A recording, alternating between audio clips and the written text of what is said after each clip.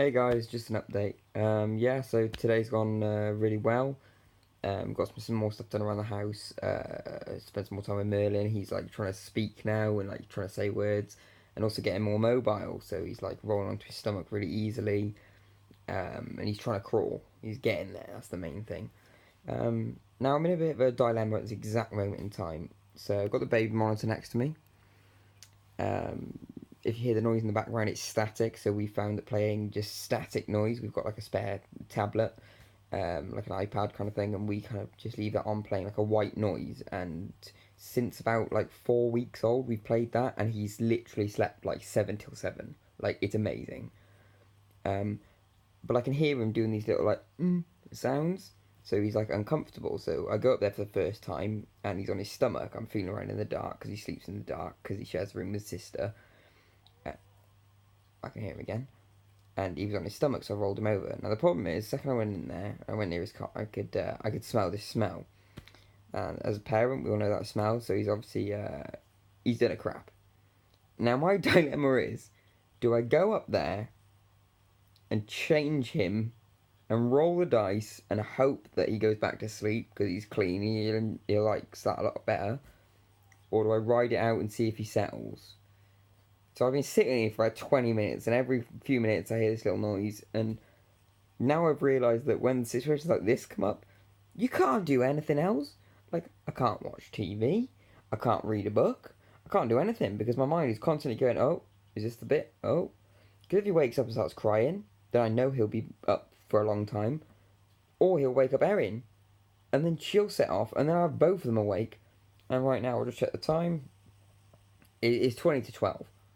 So, like, I'm in this stage of I'm not 100% sure what to do.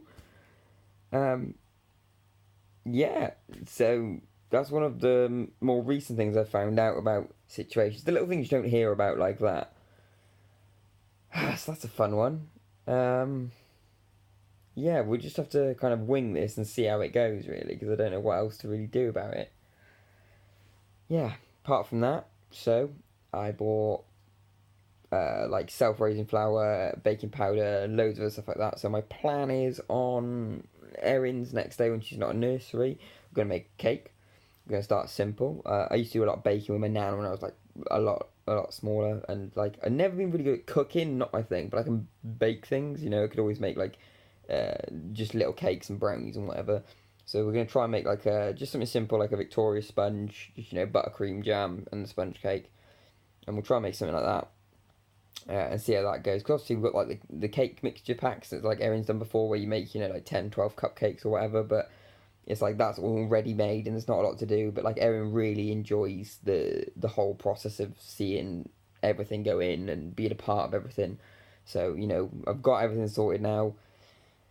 So that's my plan for her next day off nursery. Is we'll make a cake hopefully if Merlin's all right and settles and along those lines. That's a good one. And also got to cut the grass. Yeah, I thought I'd have more time for the garden. Now I'm at home. No, no.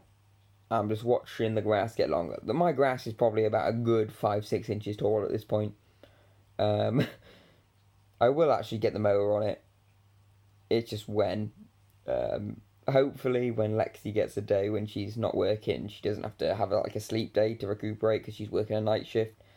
Um, she'll just have to occupy the kids in the house for a bit so that I can just chuck a good 2 or 3 hours into the garden and just get the grass done and get the toy stuff moved and just tidied up a bit, because tidy house, tidy mind, and all that. So yeah, that's there's that.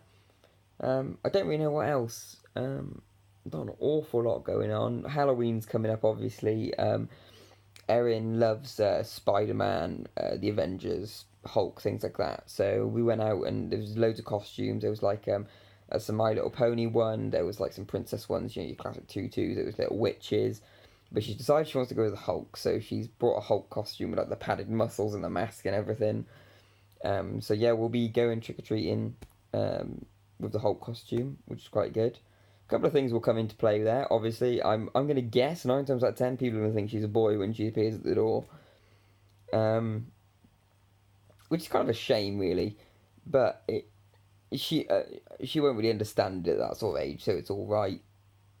But it's one of those things. I hope that people do, because she'll obviously have her hair in a ponytail because she's got the mask on, and I hope there's at least some people out there that click on straight away she's a girl. Otherwise, I'm gonna have to hold a sign saying this is my daughter. Please appreciate that, because she's like 3.5, and to her it's something she enjoys. But to people out there, there is this social norm between what's girls and what's boys. And that's the other thing. Like, I buy clothes from wherever's cheap and got a good price.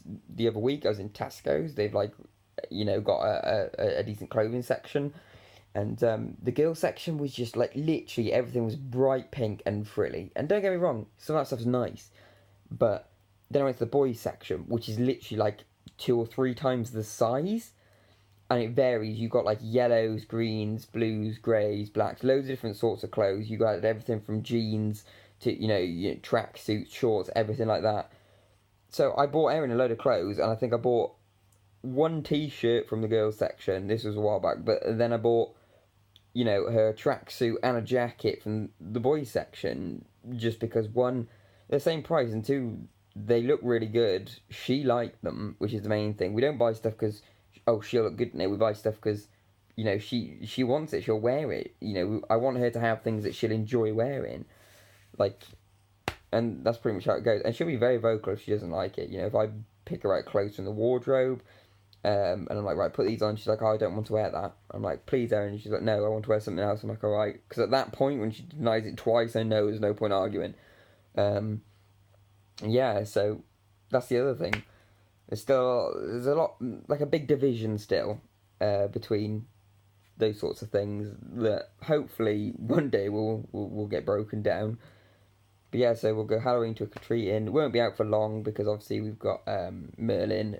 He's not even one yet, but I got him like a real cool little vampire costume. So I'm gonna get the harness on. I'll wear him, and he'll be wearing his little vampire costume. And we'll just go around our estate. It's quite nice. It's a quiet estate that we live on.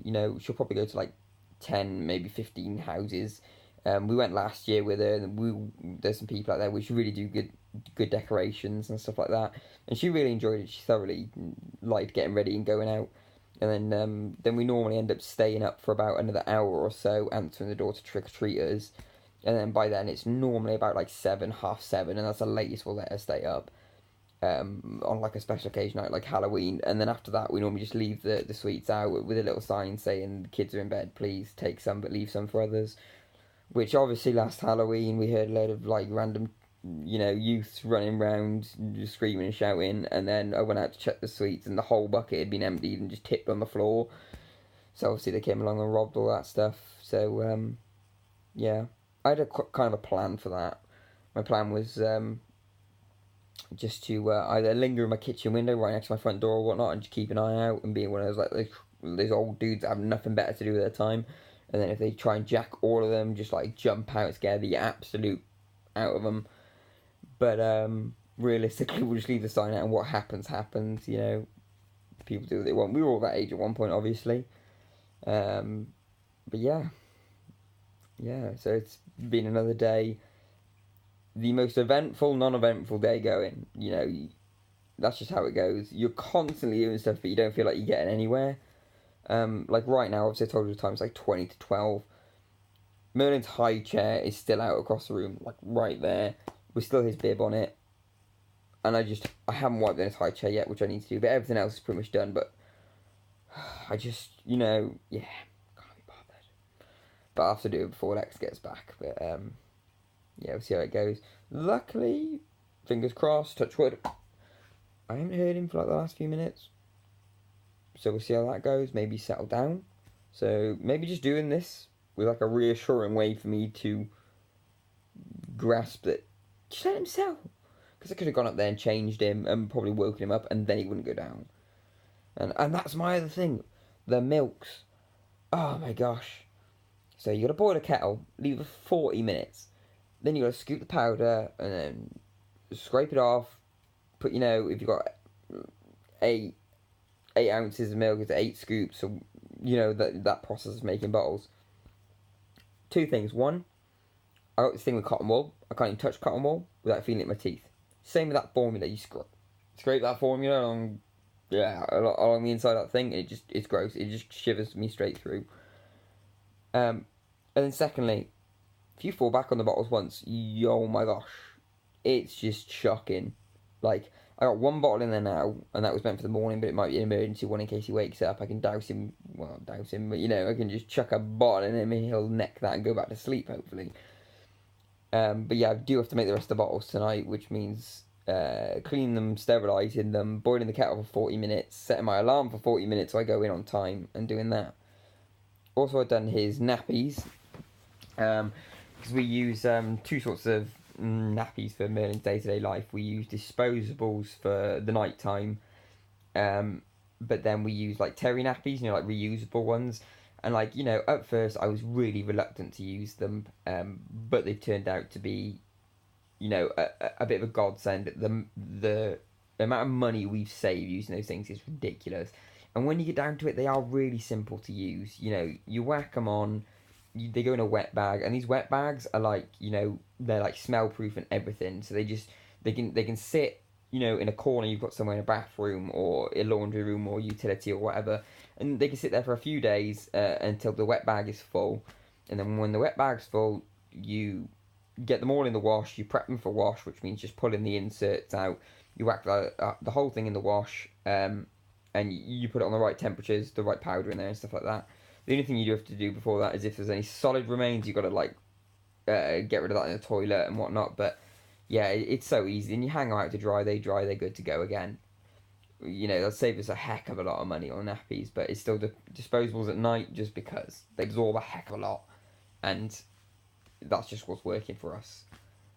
But yeah, I'll probably do another video at some point on terry nappies, maybe how to change Merlin. I might video a bit of that, or just give the run through. My main thing at the start was I was like, no, they're going to be rubbish. If they used them 50 years ago, we've got newer technology, it's not going to work as well and all that stuff. And I was dead set. I promise you, I am stubborn as anything. I was dead set in my ways.